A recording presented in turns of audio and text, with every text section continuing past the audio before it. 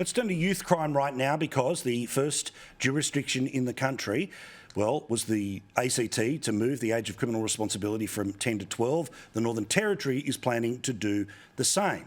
Now, again, many of the people who advocate this suggest that it is about the end of the product, which is because youth detention is so bad, because abuses can happen in youth detention, therefore let's make sure people don't end up in youth detention. But that doesn't mean you're supposed to pretend that nothing is a crime. Now, I get it.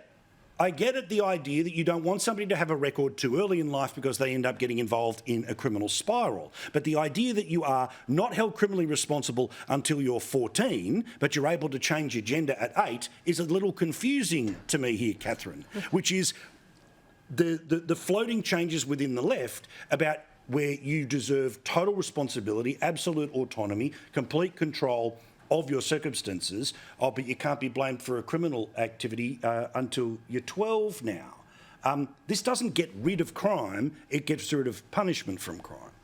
That's a really interesting point that you raise, when they're introducing the concept of mature minor, or they're allowing children the age of 12 in the ACT to change their gender, and then with criminal culpability. I mean, there is something to be said for not burdening a child with a criminal record and perhaps derailing them.